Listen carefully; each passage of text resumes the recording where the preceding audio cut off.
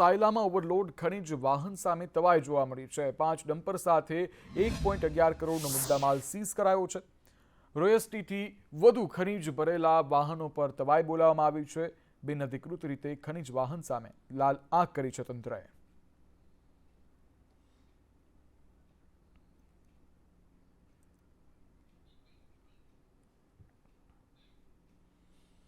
આણંદના ભાલેજ નજીક gas refilling કરવા આવેલી કારમાં બ્લાસ્ટ થતા અફરાતફરી મચી ગઈ હતી। સીએનજી ગેસ સ્ટેશન પર કારમાં ધડાકાભેર બ્લાસ્ટ થયો હતો। કારમાં લગાવેલી સીએનજી ટાંકી ધડાકા સાથે ફાટતા કારના ફૂરચા ઉડી ગયા હતા, જેના પગલે નજીકમાં ઊભેલી અન્ય 2 કારને પણ નુકસાન પહોંચ્યું હતું। તો ગેસ સ્ટેશનની છત પણ નુકસાન પહોંચ્યું છે। તો કાર બ્લાસ્ટની ઘટનામાં 2 વ્યક્તિઓને પણ ઈજાઓ પહોંચી છે। ઈજાગ્રસ્તોને હાલ નજીકની હોસ્પિટલમાં સારવાર માટે ખસેડવામાં આવ્યા છે।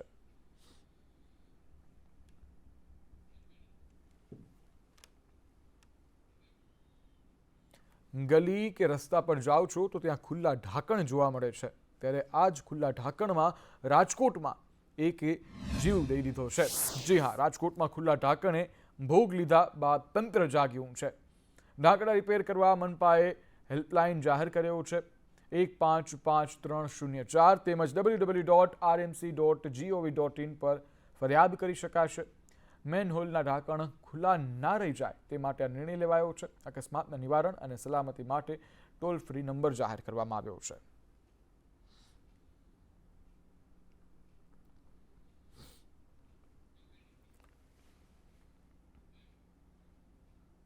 તો વડોદરામાં દબાણનું કામ અવરોધનારની ધરપકડ કરવામાં આવી છે। નવાપુરા પોલીસે 10 આરોપીઓની ધરપકડ કરી છે। મહેબૂબપુરામાં પાલિકાએ દબાણો હટાવ્યા હતા। દબાણ હટાવ કામગીરી દરમિયાન ઝપાઝપી પણ થઈ હતી, જ્યારે આરોપીઓ પાલિકાની ટીમ સાથે સંઘર્ષમાં ઉતર્યા હતા। કર્મચારીઓને અપશબ્દો પણ બોલ્યા હતા, જ્યારે છેલ્લા 5 દિવસથી પાલિકા હટાવી રહી છે આ દબાણો।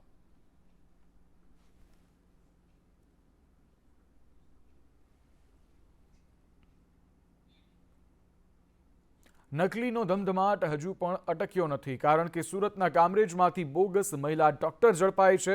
ઓમ સાઈ ક્લિનિક નામે દવાખાનું ચલાવતી હતી। ગુજરાત મેડિકલ કાઉન્સિલનું સર્ટિફિકેટ નહોતું। સર્ટિફિકેટ વગર જ તે આ ક્લિનિક ચલાવી રહી હતી।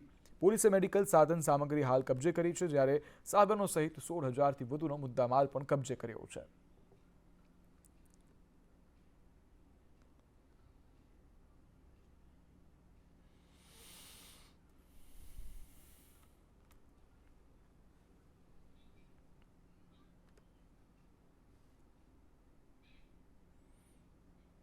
પેટલાદ તાલુકાના દંતેલી ગામે શુક્રવારે રાત્રે એટલે કે ગઈકાલે લૂંટારૂ ટોળકી ત્રાટકી હતી।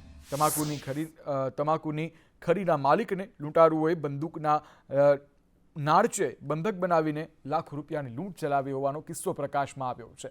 બંદૂકના નાળચે લાખોની લૂંટ થતાં સમગ્ર પંથકમાં ભયનો માહોલ ફેલાયો છે। ત્યારે ઘટનાની જાણ થતાં તાત્કાલિક પોલીસનો કાફલો ઘટના સ્થળે પહોંચી અને ફરિયાદ નોંધીને આગળની તપાસ હાથ ધરી છે। રમેશભાઈ ડાયાભાઈ પટેલ છે, એમની ખરી દંતેલી વડોદરા રોડ ઉપર આવેલી છે। એમના રૂમમાં 4 જણા ઈસમો પ્રવેશ કરી એમણે માથે બુકાની અને બાંધેલી હતી। એ લોકોએ આવી અને એમની પાસેથી તમારી પાસે જે પૈસા અને રોકડ જે પણ હોય એમને આપી દો એમ કહી અને એમની પાસેથી પૈસા લૂંટી લીધેલા છે। આરોપીઓ કઈ જગ્યાએથી આવી શક્યા હોય, dog squad, FSL, LCB, SOG આ બધી ટીમો અલગ અલગ બનાવી અને આ ગુનો જે છે એ કરનારાઓની પહોંચવા સુધીની પ્રક્રિયા ચાલુ છે। અત્યારે અમે ગત રાત્રિના સમયે લૂંટારૂ ટોળકી ત્રાટકી હતી અને ખરીના માલિકને બંધક બનાવી લાખો રૂપિયાની લૂંટ કરી ફરાર થઈ ગઈ હતી। સમગ્ર બનાવની જાણ ગ્રામ્ય પોલીસને થતાં ગ્રામ્ય પોલીસે ઘટના સ્થળે પહોંચી તપાસ હાથ ધરી હતી। બનાવની ગંભીરતાને લઈને ડીવાયએસપી પેટલાદ ગ્રામ્ય પોલીસ મથકે દોડી આવ્યા હતા અને ભોગ બનનારની પૂછપરછ કરી ફરિયાદ દાખલ કરવાની તજવીજ હાથ ધરવામાં આવી છે। જીતુ ખ્રિસ્તી, સંદેશ ન્યૂઝ, પેટલાદ। અમદાવાદમાંથી પણ નકલી પોલીસ ઝડપાઈ છે। નારોલ પોલીસે નકલી પોલીસને ઝડપી પાડી છે। લાંબા રોડ પરથી આ નકલી પોલીસ જે છે તે ઝડપાયો છે। પોતાની ગાડી પર પોલીસ જેવી લાઇટ રાખી પોલીસને ઓળખ આપી અને રોફ જમાવતો હતો। આરોપી વિરાજ મેધાની પોલીસે હાલ ધરપકડ કરી છે। આરોપીની ગાડીમાંથી છરી પણ મળી આવી છે, જ્યારે નારોલ પોલીસે ગુનો નોંધી અને વધુ તપાસ હાથ ધરી છે।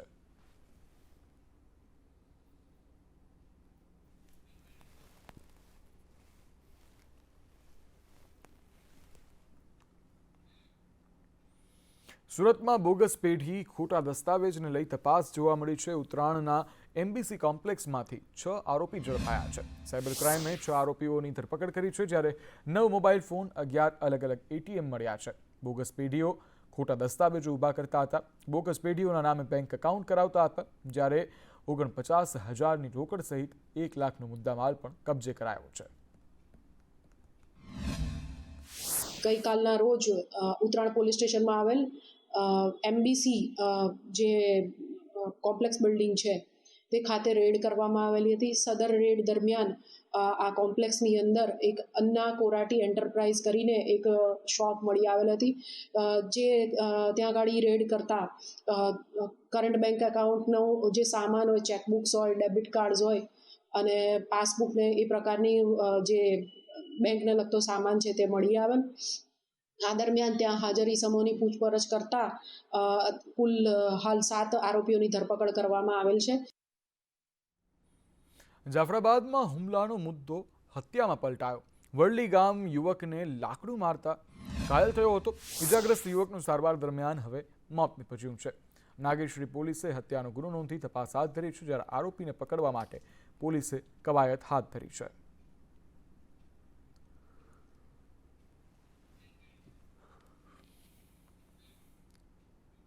આગળ વાત કરવી છે અમરેલીની, કે જ્યાં લોભામણી સ્કીમ આપનાર એક ઝડપાયો છે. લોકો સાથે છેતરપિંડી કરનાર આરોપી ઝડપાયો છે. ઠગાઈ કરનાર આરોપી 5 દિવસના રિમાન્ડ પર છે. પાર્થ ઇન્વેસ્ટમેન્ટ ઓફિસમાં દરોડા પાડવામાં આવ્યા છે, ત્યારે પોલીસે આ વ્યક્તિને ઝડપી પાડ્યો છે. પોલીસે ઓફિસમાંથી અનેક પ્રકારના ડોક્યુમેન્ટ્સ પણ જપ્ત કર્યા છે. કેટલાક લોકો સાથે ઠગાઈ કરી તે દિશામાં તપાસ પણ હાથ ધરવામાં આવી છે. અમરેલી શહેર ખાતે મીરા આર્કેડમાં પાર્થ ઇન્વેસ્ટમેન્ટ નામથી ઓફિસ બનાવી વિપુલભાઈ હરકિશનભાઈ ચાવડા દ્વારા ચોપાનિયામાં સાપ્તાહિકમાં લોભામણી જાહેરાતો આપી, જેમાં ધર્મેન્દ્રભાઈ જીવનભાઈ વાજા દ્વારા 6 લાખ રૂપિયા મ્યુચ્યુઅલ ફંડમાં રોકવામાં આવશે એવી લાલચ આપી એમની પાસેથી રૂપિયા મેળવી સમય મુદત વીતીએ એ પૈસા પરત ન કરતા ધર્મેન્દ્રભાઈ દ્વારા અમરેલી શહેર પોલીસ સ્ટેશનમાં ગુનો દાખલ કરવામાં આવેલ છે. હાલમાં છેતરપિંડીની તથા જીપીઆઈડીની કલમ 3 મુજબ વિપુલભાઈ ચાવડા વિરુદ્ધ ગુનો દાખલ કરવામાં આવેલ છે. તેમની ધરપકડ કરી 25 તારીખ સુધીના 5 દિવસના રિમાન્ડ મેળવવામાં આવે છે. અન્ય પણ આવા કોઈ ઈસમો વિરુદ્ધ એમના ઈસમો પાસેથી કોઈ પૈસા લીધા છે કે નહીં, લોભામણી જાહેરાતો દ્વારા કેટલા લોકો સાથે આવું ફ્રોડ કર્યું છે, એની તપાસ કાર્યવાહી ચાલુ છે. પેટલાદના દંતેલી ગામે બંધક બનાવી અને લૂંટ ચલાવવામાં આવી. લૂંટારુઓ રૂપિયા 9 લાખની લૂંટ ચલાવી અને ફરાર થયા છે. લૂંટારુઓએ બંદૂક બતાવી તારથી બાંધી અને લૂંટ ચલાવવામાં આવી, ત્યારે તમાકુની ખરીના માલિકને તારથી બાંધી અને લૂંટવામાં આવ્યા. જોકે હાલ ગ્રામ્ય પોલીસે આ બાબતે તપાસ હાથ ધરી છે.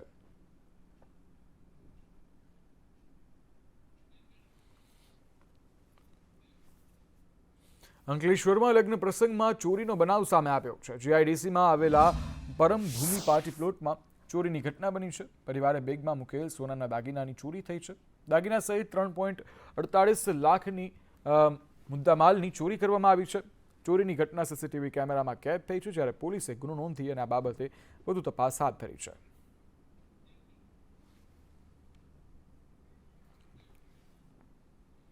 ધોળા દિવસે બાઇક ચોરીની ઘટના બની છે અને આ ઘટના બની છે રાજકોટમાં. મવડીમાં ધોળા દિવસે આ બાઇક ચોરીની ઘટના બની છે. ઘરની બહાર પાર્ક કરેલી બાઇક જે છે તેની ચોરી કરવામાં આવી. બાઇકની ચોરી કરતો વ્યક્તિ પણ સીસીટીવી કેમેરામાં કેદ થયો છે, જેના દ્રશ્યો પણ સામે આવ્યા છે, જે આપ ટીવી સ્ક્રીન પર જોઈ શકો છો. સૌથી પહેલા તે રેકી કરે છે, બાઇકની આગળ પાછળ ફરે છે અને જ્યારે તેને લાગે છે કે હવે કોઈને નજર નથી આ બાઇક પર કે તેના પર, ત્યારે આ બાઇકને લઈ અને તે રફુચક્કર થઈ જાય છે.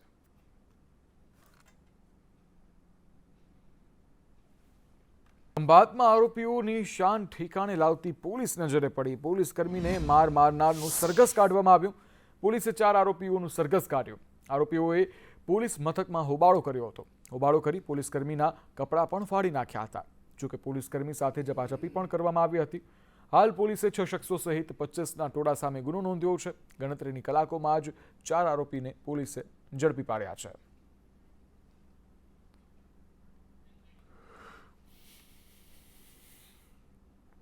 હળવદમાં અકસ્માતમાં ખાનગી બસમાં તોડફોડની ઘટના સામે આવી છે. શક્તિનગર પાસે બાઇકને અડફેટે લેતા આક્રોશ જોવા મળ્યો.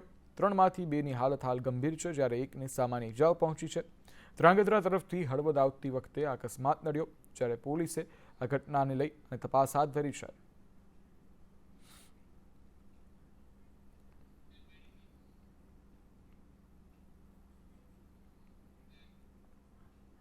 દાહોદ શહેર અને તેની આસપાસની જમીનો નકલી હુકમના આધારે બિનખેતી કરવાના પ્રકરણમાં પ્રારંભથી જ ફરાર એવા 2 આરોપીને ભાગેડુ જાહેર કરાયા છે. આરોપી વિરુદ્ધ પોલીસે 82 મુજબ જાહેરનામું પ્રસિદ્ધ કરી તેમના ઘર તેમજ રેલવે સ્ટેશન, બસ સ્ટેન્ડ સહિતના જાહેર સ્થળોએ નોટિસો પણ ચોંટાડવામાં આવી હતી. બંને 1 માસમાં પોલીસ સમક્ષ હાજર નહીં થાય તો બંનેની મિલકત ટાંચમાં લેવાની કાર્યવાહી કરશે તેવું પોલીસે જણાવ્યું હતું. નકલી એને કૌભાંડ પ્રકાશમાં આવ્યા બાદથી જ દાહોદ શહેરમાં રહેતા કુતબી રાવત તથા રામુ પંજાબી ફરાર છે. ઘણા નકલી હુકમ પ્રકરણમાં બંનેની વિવિધ પ્રકારની શંકાસ્પદ ભૂમિકાઓ પોલીસને જાણવા મળી હતી. કુતબી રાવત અને રામુ પંજાબીએ હાઈકોર્ટમાં પોતાની આગોતરા પણ મૂકી હતી, પરંતુ મેળ ન પડ્યો હતો. ત્યારે હવે કુતબી રાવત, રામુ પંજાબીને કોર્ટે ભાગેડુ જાહેર કર્યા છે. તેઓ સામે CRPC 82 મુજબ કાર્યવાહી કરી તેઓને આગામી 20 ડિસેમ્બર 2024 સુધીમાં કોર્ટ સમક્ષ અથવા તપાસ કરનાર અમલદાર સમક્ષ હાજર થવું જણાવ્યું છે.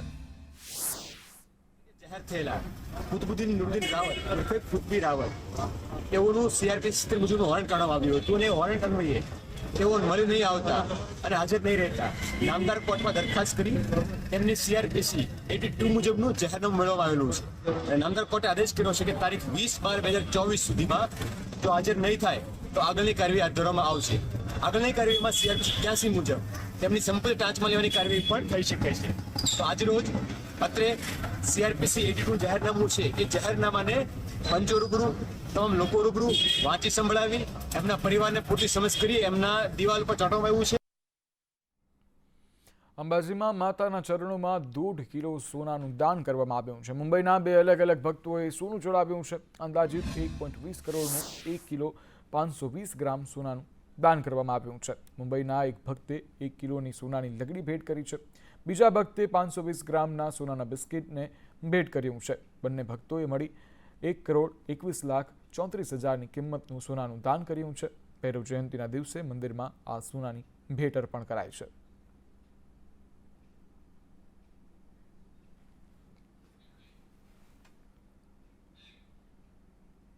તો રાજકોટમાં રેસકોર્સ મેદાન ખાતે મોરારી બાપુની રામકથાનું આયોજન કરવામાં આવ્યું છે. ત્યારે રામકથા પૂર્વે વાજતે ગાજતે શહેરના રાજમાર્ગો પર પોથી યાત્રા નીકળી હતી, જેમાં 2000 મહિલાઓ મસ્તક પર પોથી રાખીને પગપાળા ચાલી હતી. તેમજ અયોધ્યાના રામ મંદિરની પ્રતિકૃતિ રામ, લક્ષ્મણ, સીતા બનતા બાળકો તેમજ ગજરાજ આકર્ષણનું કેન્દ્ર બન્યા હતા. સદભાવના વૃદ્ધાશ્રમ દ્વારા જામનગર રોડ પર રામપર ગામે 300 કરોડના ખર્ચે 5100 વડીલો રહી શકે તેવું દેશનું સૌથી મોટું વૃદ્ધાશ્રમ નિર્માણ પામી રહ્યું છે. તેના લાભાર્થે આજથી રેસકોર્સ મેદાનમાં મોરારી બાપુની રામકથાનો પ્રારંભ થવા જઈ રહ્યો છે. વિરાણી હાઈસ્કૂલ ગ્રાઉન્ડથી શરૂ થયેલી આ પોથી યાત્રા રેસકોર્સ મેદાન ખાતે પહોંચી હતી. આ પોથી યાત્રાનું ઠેર ઠેર સ્વાગત પણ કરવામાં આવ્યું હતું. વૃદ્ધાશ્રમ દ્વારા વૃક્ષો અને વડીલોના લાભાર્થે પ્રખર રામાયણી પૂજ્ય મોરારી બાપુ દ્વારા રાજકોટના આંગણે રામકથા આપવાની છે, જેનો આજથી શુભારંભ થવાનો છે. જેના પ્રથમ ચરણ સ્વરૂપે સમગ્ર રાજકોટે આજે પોથી યાત્રા કાઢી છે. આપ જોઈ રહ્યા છો ખૂબ મોટી સંખ્યામાં માતાઓ, દીકરીઓ, બહેનો, ભાઈઓ, બાળકો, આબાલવૃદ્ધો સૌ ધામધૂમથી જોડાણા છે અને રાજકોટે આ પ્રસંગ ઉપાડી લીધો છે. એક મિની અયોધ્યા સર્જાઈ ચૂકી છે. આપ સૌને અમારા વિનંતી કરું કે આપ સૌ રામકથામાં અચૂક જોડાઓ. 12 વર્ષ પછી કથા આવી રહી છે અને એ પણ સદભાવના વૃદ્ધાશ્રમના મંગલ કાર્ય માટે આ કથા દ્વારા બહુ મોટો મેસેજ જશે, સદભાવનાનો બહુ મોટો મેસેજ જશે, એની મને પ્રસન્નતા છે. આપ સૌના સહકાર બદલ ખૂબ ખૂબ ધન્યવાદ. રાજકોટમાં સદભાવના વૃદ્ધાશ્રમ દ્વારા ભવ્ય રામકથાનું આયોજન કરવામાં આવ્યું છે અને પોથી યાત્રા જે છે તેમનો પ્રારંભ જે છે તે થઈ ચૂક્યો છે. પરમાત્માનંદજી છે તેમની સાથે પણ વાત કરવાનો આપણે પ્રયાસ કરીશું, કારણ કે આજે મોરારી બાપુ જે છે તે આ કથાનું રસપાન જે છે તે કરાવવાના છે. ત્યારે ઉલ્લેખનીય છે કે આજે ભવ્ય પોથી યાત્રા, બાપુ શું કહેશો, આજે ભવ્ય પોથી યાત્રાનો પ્રારંભ? ઉપર ચડી જાઓ. અહીંયા ઉપર ચડી જતા વાગે નહીં. હા, બસ પોથી યાત્રાનો આરંભ ને એકલો નથી, ભવિષ્યમાં થનારા અત્યંત સત્કર્મનો આ શુભારંભ છે. વૃદ્ધાશ્રમ વૈશ્વિક કથા, પણ એમાં એક કહેવું પડશે કાઉન્સમાં રાજકોટ આખા ગામની કથા છે. પ્રથમવાર એટલે પહેલાં હશે જ મને ખબર છે, પણ બધી જ્ઞાતિઓ મૂકીને સર્વ સ્તરના કાર્યકર્તાઓ, ચાહે રાજકોટના MP હોય, MLA હોય, ત્યાંથી માંડીને કોર્પોરેશનના કર્મચારીઓ, કારીગરો બધા જોડાય છે. એ સૌને પદાધિકારીઓ, જે આપણા લોકપ્રતિનિધિઓ, એ સૌને મારા અભિવાદન છે. આજથી રામકથા જે છે તેનો પ્રારંભ થવા જઈ રહ્યો છે, ત્યારે રામકથાને લઈને ભવ્ય પોથી યાત્રા જે છે તે આજે નીકળી છે. કેમેરા પર્સન માધવ ભટ્ટ સાથે મયુર